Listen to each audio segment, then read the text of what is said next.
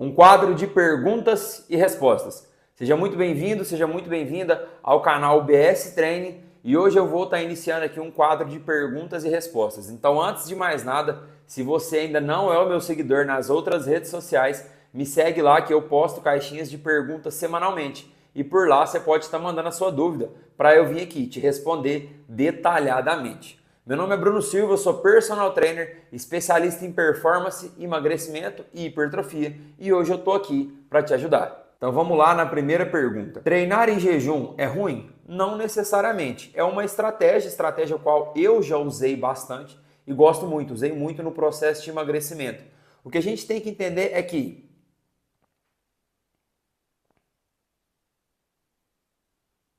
esse jejum tem que ser programado, assim como todo o resto da alimentação, do treino e do aeróbico. Tem que ser tudo programado, tudo conciliado. Se for dessa maneira, não tem problema treinar em jejum. Mas por que tem que ser tudo programado? Porque a grande verdade é que a sua refeição pré-treino não é a refeição que você faz 1 hora ou 2 horas antes de treinar. É a refeição que você faz ali pelo menos 4 ou 6 horas antes do seu treino.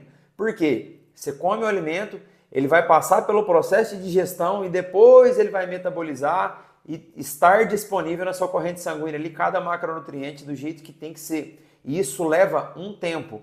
Então a sua verdadeira refeição pré-treino é a que você faz algumas horas antes do seu treino. Isso que tem que ser programado. Vamos criar um exemplo de uma pessoa que treina ali 6 da manhã, 6:30 da manhã.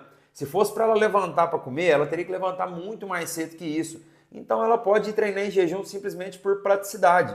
Como eu falei, o pré-treino dela é a refeição de 6 horas antes. Nesse caso, seria o jantar dela. Nesse jantar, a gente tem que programar uma fonte de carboidratos boa e calculada, uma boa fonte de proteínas e uma boa fonte de gordura. Para que no outro dia, quando ela for treinar, por mais que ela esteja com o estômago vazio, esteja em jejum, o corpo dela está bem nutrido. Uma coisa para se atentar, o desjejum. Tem que tomar cuidado com isso.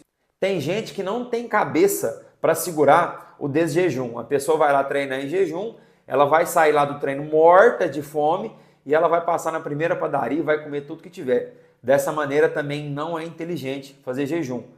Tanto o pré-treino do dia anterior quanto o pós-treino tem que ser programado. Você programando tudo isso, não tem problema, tá tudo certo. Treinar em jejum é uma ótima estratégia. Se a pessoa conseguir segurar o psicológico e seguir todo o planejamento. E se também a pessoa se sentir bem. Tem gente que simplesmente não se sente bem por estar em jejum.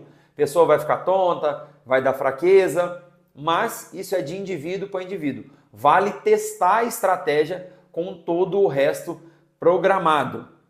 E por que eu falei que tem que conciliar também o treino e o aeróbico?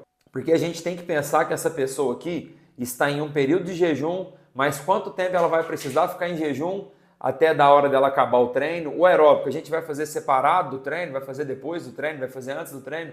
Então tudo isso tem que ser programado juntamente com a alimentação. Com que frequência tem que trocar o treino? Depende da reação de cada pessoa ao estímulo que está sendo dado pelo treino naquele momento.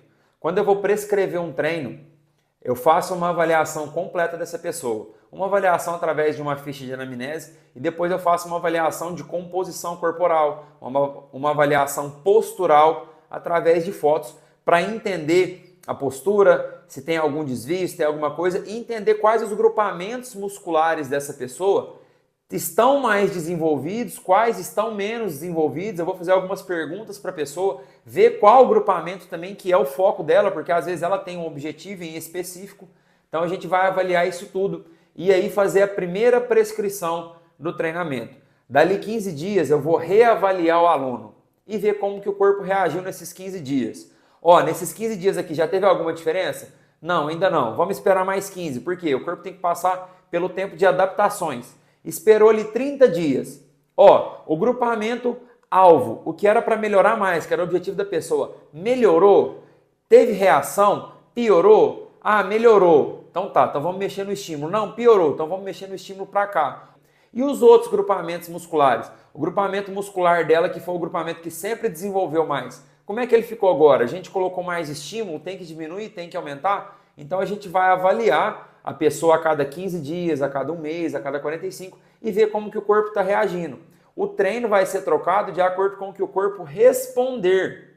Ó, o glúteo foi bem, mas o quadríceps não foi. Então vamos manter o de glúteo, vamos aumentar o de quadríceps. Ó, o glúteo foi, o posterior não foi, o quadríceps não foi. Então vamos diminuir um pouquinho o treino de glúteo e vamos aumentar tanto o posterior, tanto o quadríceps, para a gente criar um volume maior dos dois e tentar equalizar toda essa musculatura e criar uma simetria, já que o glúteo dela desenvolve com mais facilidade. Mas isso vai de acordo com a avaliação. Essa avaliação vai ser feita a cada 15 dias. De acordo com o que o corpo da pessoa for respondendo, a gente vê a necessidade de troca do treino. Realmente necessário ter 5 a 7 treinos na semana? Isso aí vai depender do nível de treino, nível de treinamento e nível de evolução do indivíduo. Por que nível de treino e nível de treinamento? Se esse indivíduo fizer um treino verdadeiramente pesado, intenso, ele não consegue fazer esse treino 7 vezes por semana em dias consecutivos. Não dá, é humanamente impossível. Treinar de domingo a domingo, constante, o treino extremamente pesado e intenso. É aí que cabe uma periodização de treino. Vou criar um exemplo aqui. 3 treinos mais pesados. Aí aqui no quarto dia, hoje a gente faz um treino mais leve ou um dia off. No quinto dia ele consegue fazer um treino pesado novamente. Pode ser que no sexto dia também. Agora se ele fizer segunda, terça, quarta, quinta, tudo pesado, o de sexta não vai render. O de sábado não vai render. O de domingo muito menos. Aí chega na segunda-feira, ele já está cansado para começar a nova semana. Então o corpo não descansa. Por isso que precisa da periodização de treino. Se o cara falar assim, cara, eu gosto de treinar de segunda a sábado. Beleza, descansa pelo menos domingo e deixa eu montar a periodização aqui dentro de 6 dias na semana, deixando cada agrupamento muscular com um bom trabalho, um bom descanso e um bom estímulo. A gente pode fazer um ABC. Vou criar um exemplo desse ABC aqui. Segunda-feira, um treino de peito com estímulo de ombro no final. Na terça-feira, um treino de membros inferiores com foco no quadríceps. Na quarta-feira, um treino de costas com estímulo de bíceps no final. Ele fez 3 treinos pesados e intensos. Nesse quarto dia da semana, ele pode optar por um day off, que é um descanso, ou fazer um treino mais leve. Como é que a gente encaixaria um treino mais leve aqui? Vamos colocar aqui um treino de ombro, que é um grupamento muscular menor, demanda menos energia, vai cansar menos, o ombro dele já recuperou lá de segunda-feira, então a gente faz um treino aqui com um volume menor de ombro, com intensidade, mas um volume menor. O cara acaba descansando. E na sexta-feira, ele pode voltar e fazer um novo treino de pernas, só que aí com foco no posterior de coxa, porque o quadríceps possivelmente ainda não se recuperou 100%. Ou ele pode fazer um treino ali de algum outro grupamento muscular que for o foco dele. Agora, fazer isso 7 vezes por semana, possivelmente o nível do treinamento não vai se manter com intensidade, vai cair.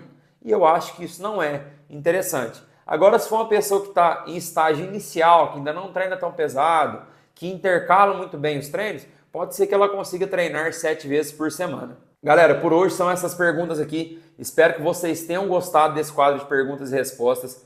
Se inscreve no canal, comenta para mim aqui o que você achou. Me segue na outra rede social para que você consiga mandar as suas dúvidas lá também, para a gente trazer aqui toda semana. E aproveita e compartilha esse vídeo com o seu amigo se ele tem alguma dessas dúvidas aqui. Até mais!